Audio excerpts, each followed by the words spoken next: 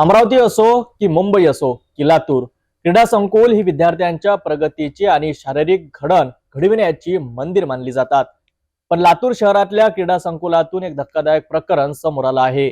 जिल्हा क्रीडा अधिकारी आणि त्यांच्या सांगण्यावरून गूढ प्रवृत्तीच्या मुलांनी अल्पवयीन विद्यार्थ्यांना मारहाण केल्याचा गंभीर आरोप पालकांनी केला आहे.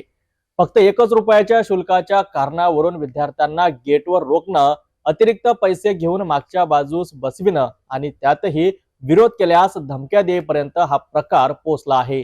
या प्रकरणामुळे लातूरचं क्रीडा क्षेत्र हादरलं असून पालक वर्ग संतापला आहे.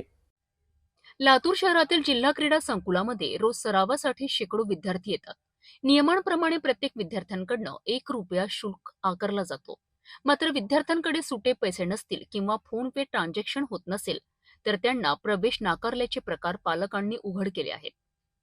यावरही थांबून न राहता काही ठराविक विद्यार्थ्यांकडनं अतिरिक्त पैसे वसूल करून त्यांना क्रीडा संकुलाच्या मागच्या भागात बसण्याची परवानगी दिली जात असल्याचा धक्कादायक आरोप समोर आला आहे. यातील सर्वात भीषण घटना 7 ऑगस्ट रोजी घडली. संध्याकाळी 6 वाजताच्या सुमारास 3 ते 4 अल्पवयीन विद्यार्थ्यांना गेटवर उभं करून जिल्हा क्रीडा अधिकाऱ्यांच्या सांगण्यावरून काही गुंड प्रवृत्तीच्या मुलांनी त्यांच्यावर हल्ला केला. एवढंच नव्हे तर त्या मुलांना जबरदस्तीने उचलून गाडीत बसवण्याचा प्रयत्न झाल्याचं प्रत्यक्षदर्शींनी सांगितलं आहे. सुदैवाने ही मुले कसाबसा पडून सुटली. सीसीटीव्ही फुटेजमध्ये मुलांची कुठलीही चूक नसतानाही कोणाला सांगितलंच तर पोलीस स्टेशनमध्ये FIR दाखल करीन अशा धमक्या दिल्या गेल्याचं पालक महादेव जनार्दन पोलदासे यांनी आरोपपत्रातून नमूद केलं आहे.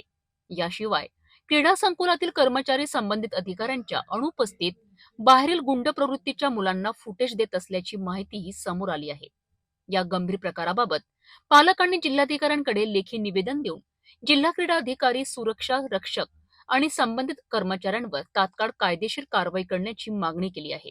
लातूर क्रीडा संकुलात घडलेला हा प्रकार विद्यार्थ्यांच्या सुरक्षतेला थेट धोका पोहोचविणारा आहे. पालकांचा विश्वास डळमळीत करणारा हा प्रकार नेमका किती गंभीर आहे याची चौकशी आता जिल्हाधिकाऱ्यांच्या पातळीवर होणार का, असा प्रश्न लातूरच्या जनतेसमोर उभा आहे. विद्यार्थी आणि पालकांना न्याय मिळणार का हे पाहणे आता महत्त्वाचे ठरेल.